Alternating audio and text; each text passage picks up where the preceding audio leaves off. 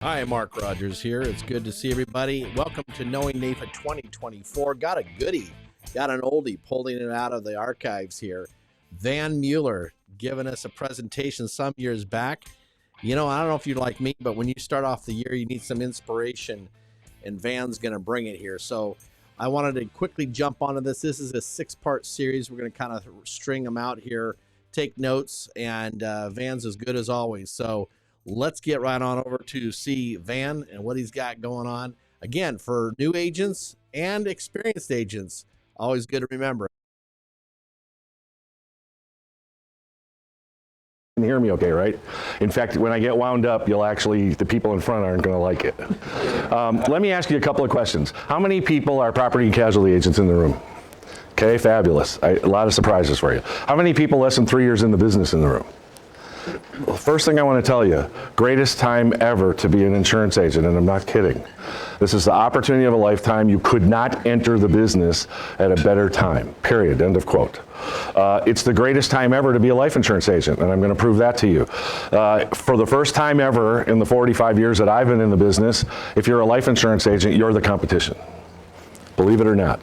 With what's about to happen in our country, be very clear, and I'm not going to spend a lot of time on it because I have less time here than I did in Seattle, but I'm going to try and maximize it as much as I can. We're about to have a really serious economic challenge. The crash didn't happen in 2007 and 8. The crash is still coming, and it will make 2007 and 8 look like it was a walk in the park. The government at every level, Wall Street, banks, none of them are going to be able to keep their promises. It is a time when it is spectacular to be an insurance agent. I'm very excited about it. Even though you hear that I write a lot of business, I think my best 10 years are in front of me, not behind me. This is opportunity of a lifetime. So, you're going to watch a very rehearsed presentation. One of the things that drives me crazy about the insurance industry is that I have agents come up to me and they say, Van, bought your CDs, listened to them 10 times, they're amazing. I said, have you tried any of this stuff? Well, no, I'm not ready yet. The only way to be successful in our business, please be very clear, is to practice. If you're taking notes, write that down as big as you possibly can. Professionals practice. Even experienced agents practice so that they can say and ask the questions that they need to ask in a professional, conversational way. You never want it to sound like a pitch. So whoever tells you to study, punch them in the face. Practice. Practice, practice, practice. I am the most rehearsed insurance agent in America. I defy anybody to take me on about that. And here's what I want to tell you.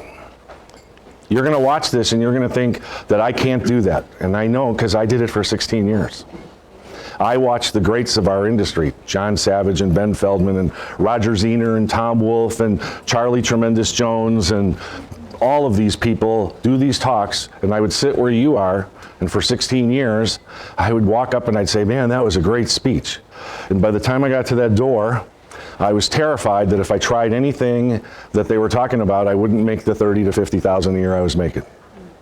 And by the time I sat down in my car, I was positive I wouldn't. So for 16 years, I failed in our business. It's very important that you understand. I am very shy. This is very hard. Right now, what I'm doing is the hardest thing that I do in my life. The second hardest thing is selling insurance and financial products to people, because I'm very shy. If I could spend the rest of my life all by myself watching movies, I'd be a happy guy. No, I'm serious. This is extremely difficult. I learned how to do this. Write that down. You can learn how to be successful. Doesn't matter if you're black or white, young or old, male or female. Everybody in this room can learn how to do this if they're willing to make a decision that they will uncover the skills they need, and then they will practice those skills. Please, you have to understand, for the first 16 years I was in the business, I was such a horrendous agent. I was so bad, I'm pretty sure I'm the reason there's compliance now. You laugh. I was a hateful, hurtful agent. I was the cancer in my agency. We would bring a new agent into the office, I'd put my arm around them and I'd say, you know, this is a great company. They don't issue anything, but they're really good. Commissions are awesome, you're never gonna see them. If you have somebody like that in your office, kill them now. They're destroying your career. I destroyed hundreds and hundreds of careers the first 16 years I was in the business. I worked for a company the first 16 years I was in the business called Bankers Life and Casualty. We had Paul Harvey advertising for us. I remember getting a lead one time. The lead said, "Dear Paul Harvey, God bless you, Paul Harvey. Will you send an agent to our home to sell us insurance?" I blew that sale. Are you getting a sense? I'm not an overnight success. The final thing that I want you to understand is that I was a coward.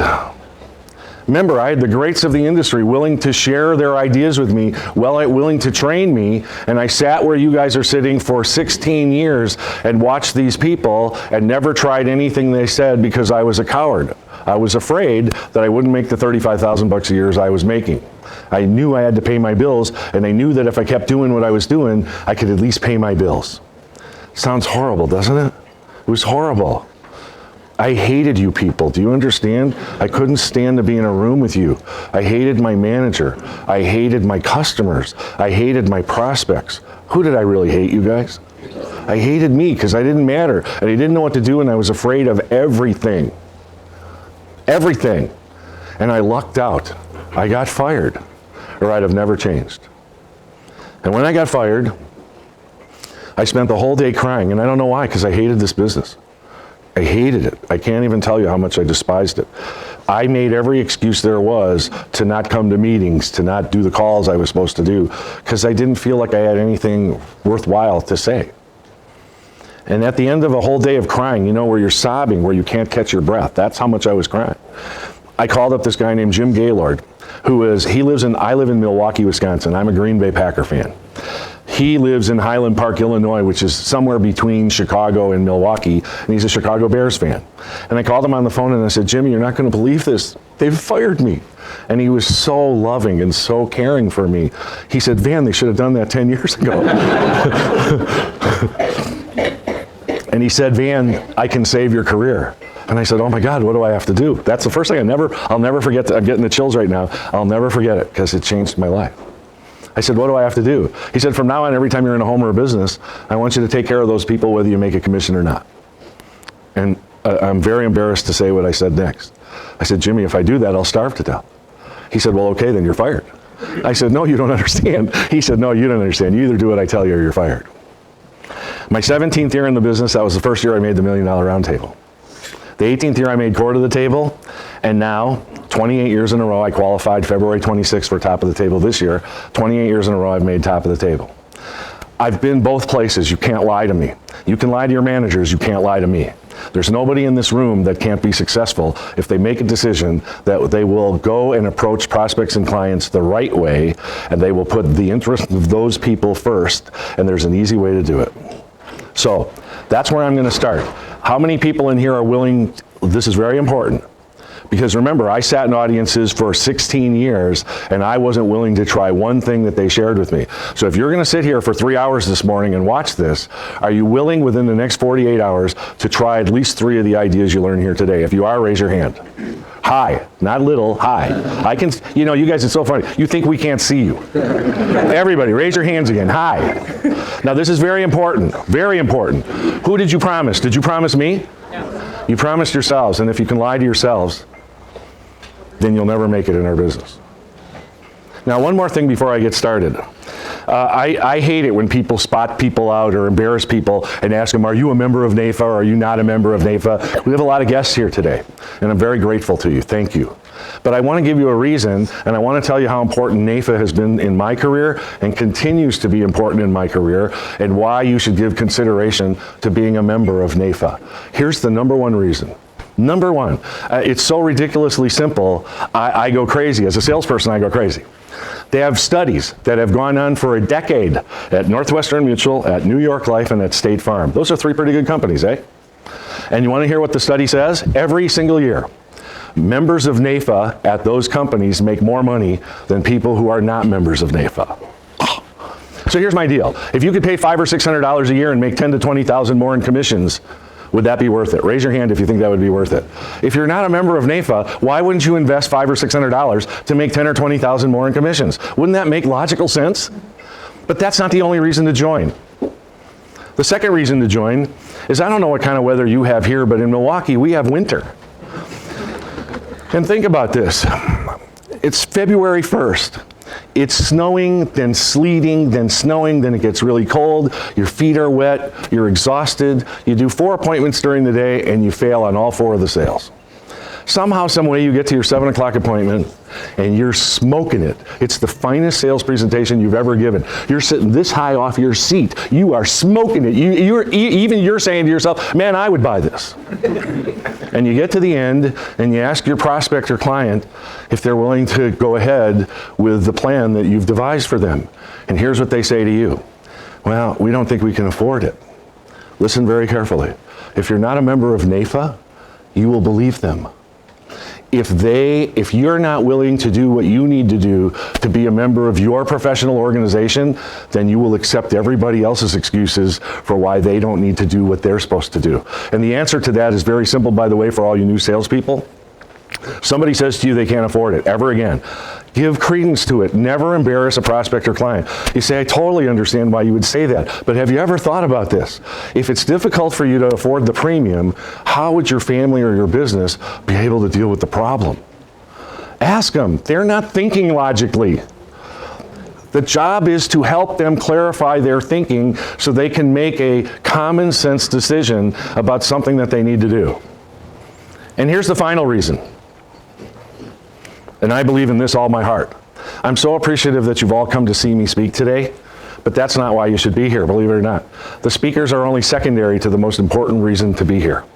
That you're all together in this room, like-minded people who believe in what we do for a living. You need to be around each other as much as humanly possible so that you can build up this confidence, this belief system inside of you. People do not buy what you say, they buy how you say it. You need to be around like-minded people as often as you can be. Why not join a membership that promotes what you do for a living? Yes or no? So those of you who are not members, will you please, sometime during the day, give consideration to walking over and joining our team, and I will make you a personal promise on tape. If you pay the $500 or $600, I don't know what their dues are, I will help you guarantee that you will make $10,000 to $20,000 more in commissions. Deal? Deal. Okay. So, do you get that I'm kind of a fan of NAIFA? It's really saved my career so many times. I'm around all the greats in the industry. Please, another thing is very important. I have heroes. I have people that I look up to and admire, and it's hundreds of people. And it's not all big producers. There are people in this audience right now that I adore and admire because they live their life the right way. It isn't just about being a great insurance agent. It's about how can you be a great husband? How can you be a great father? How can you be a great friend? How can you be a great member of the human race? And there are people in here who only maybe qualify for the $1 Million Roundtable who I still aspire to be like. Do you understand? Being a producer doesn't necessarily make you a great human being. I'm a work in progress. And so I want you to understand that. I don't have any arrogance. I'm still trembling up here. If you could feel my legs, I'm like this because I'm worried that I'm not going to give you enough information because I'm always worried about the time. I just did an 8-hour seminar in Las Vegas and I ran out of time. I have a lot of information. I study and study and study. Let me also, just one other setup. I'm what they call a psychoanalytical. How many people will admit to being an analytical? Raise your hand high, because this is very important. Take an imaginary gun out and kill that part of you right now. It doesn't belong in the insurance business. It just doesn't. Never show your analytical side to a client or a prospect ever again. It does not work. And I'm a psycho. I took Evelyn Wood's Speed Reading Dynamics. I read 14 newspapers a day. I read 250 periodicals a month. The flight attendants adore me because I bring all kinds of stuff to read on the plane. It's not just about insurance. I study cooking. I study fashion. I read every women's magazine because 70% of my clients are women. I want to have conversations with women about what they want to talk about, not what I want to talk about. Very, very important. So I read, and I get 50 Google alerts every single day. And when I write this newsletter, this yellow sheet of paper that you all have, I start with 1,000 articles. And then I narrow it down to the best 150 articles, and then I watch the only true sport left in America, WWE wrestling. Come on, 500-pound guy hits you in the face, you don't even get a bruise, give me a break. And I watch it religiously. If I understand the article while I'm watching wrestling, it goes in the newsletter. Because, write these 2 sentences down. Everything you do should be about simplification, not complication. You want to simplify this to the point of ridiculousness. And the more invisible I have become in the sales presentation, the more sales I make. It is not about me, it is about my prospects and clients. I have 6,600 clients in 30 states. Not one of them know, not one of them care that I'm top of the table. Who's the only person they care about? Absolutely. That's what you really have. Once you understand that, then you know what happens with this business? It becomes a service business. This is the greatest service industry that has ever been. My job is to serve people. It's not to glorify me, it's not about me. It's about to make sure that I'm skilled enough to ask the questions that will inspire people to take action. Does that make sense? So, P&C agents, will you do me a favor? Because it's not naturally as part of my talk. I want to make sure there's 2 or 3 things that I want to specifically tell P&C agents about how you can go home from this meeting and write a ton of life insurance. Fair enough? Is a ton okay? Just to be clear with you, I just gave a speech about 2.5 weeks ago to Modern Woodman in Moline, Illinois. And all of their agents are writing more life insurance since I've been there than they did in the last 6 months of last year.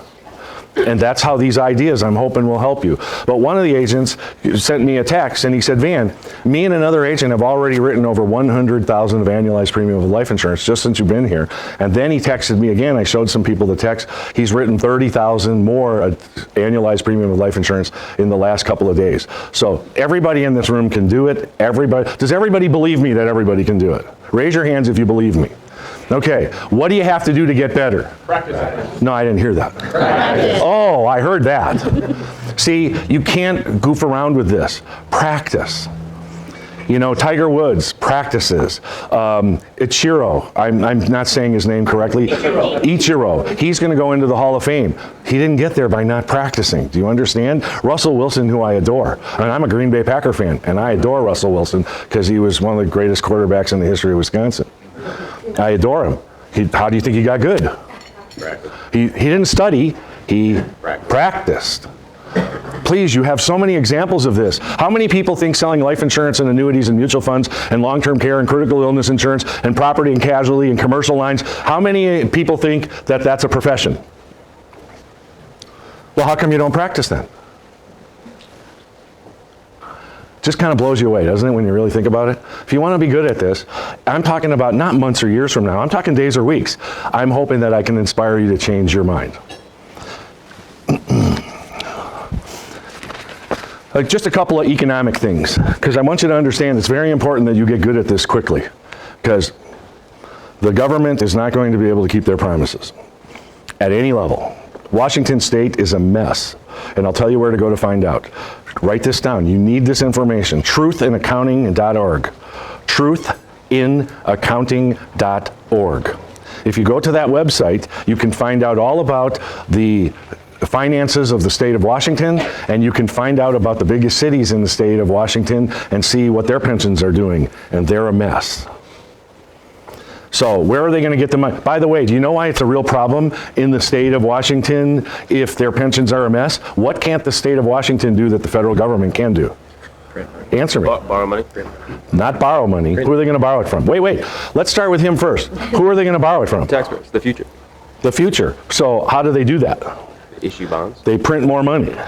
Say that. Say it loud. Scream it. They print money. How old are you? 31. You are, and how old are you? 35. Okay, listen, I've decided. The two of you are going to be my personal income taxpayers. You got it? You're going to get that Donald Trump postcard tax bill.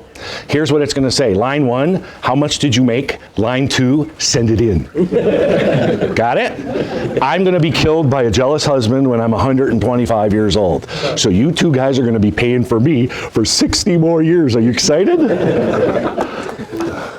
What do you think just happened with this new tax bill? Did we need more stimulus? Of course we did. That's why they did it. They didn't do it to give anybody a tax break. They did it to stimulate an economy that's about to fall off the map. And what did they do? They borrowed $2 trillion from your future and your children's future. If you think anybody in politics cares whether you live or die, I got some swampland I want to sell you. You guys got to all get this out of your system. If I had my way, the president, the vice president, and all 435 members of the House and the Senate out tomorrow. Not one of them knows what the hell they're doing, and I don't care if I offended you. And if you happen to be, by the way, an independent, I really hate your freaking guts because you can't make up your mind. Now, why did I just do that with you? Don't you have clients that say, oh, as soon as we get rid of Barack Obama, everything's going to be okay? And they don't do anything. Or now you have people that say, as soon as we get rid of Donald Trump, then I'll take some... No, none of these people are going to fix it. It is not fixable by politics. It's fixable only by math. We are about to have a serious economic disaster, and it will fix everything. There is no end of the world scenario here. It's easy to prove to you. I jumped ahead. The age group that controls 70% of the wealth in the United States are people over the age of 70 years old. And they lived through the Great Depression. And they have 70% of all the wealth in their country. And why is that? Because they're spectacular savers. Not investors, savers. The second thing they do that's magnificent is they live within their means. They live within their means. The third thing they do that's magnificent, they stay married. Please understand, you should have that conversation with people. It's very, very important. Here's why. Because I can show you the math. See, have you ever done the math? That's my transition sentence. Here's the math. Do you know that a male who gets to age 65 has a 50% chance of living until age 86 years old? Do you know that a female who makes it to age 65 has a 50% chance of living until 88 years old? Do you know that a married couple that makes it to age 65, there's a 50% chance that one of them will live till 92? Second, it is proven over and over and over that people that stay married have the most money. Shouldn't we have those conversations with our young prospects and clients? Not tell them what to do, but did you know, see, in the form of a question, did you know that if you can stay married, that you have a much better chance of achieving your financial and your retirement goals? Shouldn't they at least be made aware of that?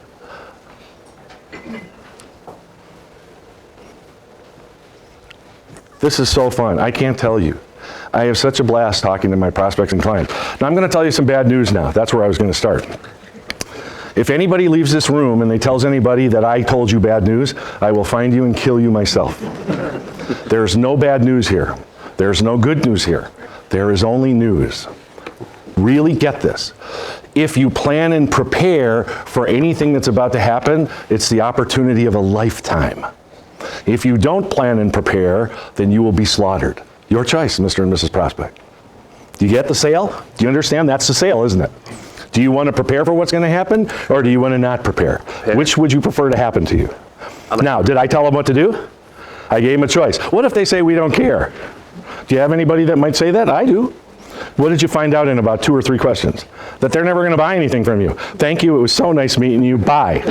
Instead of you sitting there for an hour and a half and making a sales presentation to somebody who's never going to buy from you. Does that make sense? It does. And when you make those presentations, doesn't it defeat your id, your ego? You sit there and you batter away and you batter away and they don't do anything and you think it's you. It's really them. It's really them. So, a couple of quick things. These will be in next month's newsletters, by the way. The charade is over. The Congressional Budget Office reveals Democrat-backed bill really just a big gift to Wall Street. They're moving back the rules on banks. Here's another one. Social Security is shortchanging widows and widowers to the tune of $132 million. They gave them the wrong advice. You want to become a specialist in Social Security, and I'll explain why. Don't be a sucker. Protect yourself from the coming stock market crash. This is the second longest bull market in the history of the country. In 8 more months, it will become the longest. It has a possibility of lasting 8 more months, and I'll explain why in just a minute. This is a fake bull market. There's nothing real about it. Nothing has been produced or gained. Anything that, by the way, how do you tell if a politician's lying to you? Their lips are moving. Write that down. Very, very important. Budget watchdog. This is the one that scares the dickens out of me. Budget watchdog sees $2 trillion deficits within 10 years. Let me show you when they're starting. They're talking about next year, just shake your head so they know I'm not lying. Next year in 2019, 1.1 trillion, building by the end of the new tax bill to 2.4 trillion. We're going to be 35 to 40 trillion in debt by the time this new tax bill is over. Do you have children? 3. Do you love them? Most of them. Then why do you, most of them? Geez, I don't want to be your son. It's the truth. No, I do. He's a good dad. What do you think we're doing to your kids and your grandkids' future? Putting a lot of strain on it. Yeah, and you're being really kind, aren't you? I am. You would say a swear word if this wasn't in public. Probably. There you go. Do you understand? This is a mess. Guys, if we just go back to normal interest rates, 5%, not hyperinflation or anything. Remember, they've been printing money like it's going out of style. 5% of $35 trillion is $1.8 trillion. That's half the current budget. Guys, we're toast. The government, and by the way, all the people, because of what I've just told you, are you all still going to get your Social Security? Go like this. Why? Because what can the government do that nobody else can do? There, baby, you got it. Once you understand that concept, now do you understand why life insurance is so powerful? Because if they can print more money, what are they doing to the value of the money? And what does life insurance do? It allows you to buy dollars for pennies. Oh, it's a computer, sorry. It allows you to buy dollars for pennies. It's the greatest time ever to be a life insurance agent, I'm telling you. You won't be able to write this stuff up fast enough once you figure it out. And here's why the stock market has not crashed. S&P 500 companies expected to buy back 800 billion of their own shares this year alone. Now, if you know anything at all about the stock market, does that produce any new goods and services?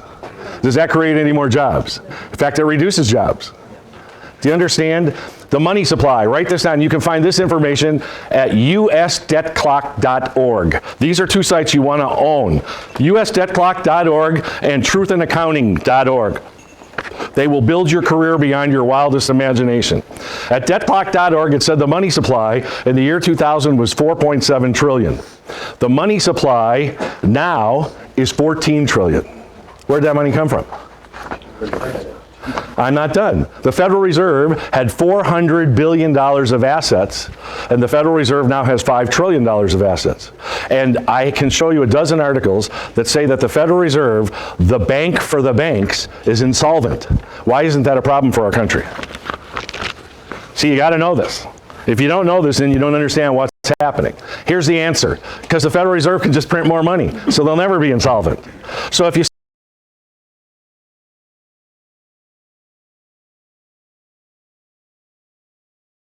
Well, there we go. There we go. There's a little bit of Van Mueller's euphemism. I just so enjoyed it. I'm sitting here watching it with everybody, so as we're recording it. So anyway, with that, we'll see you on the next one, okay? And remember, go NAIFA. No NAIFA 24. And so with that, we'll catch you very soon on the next one.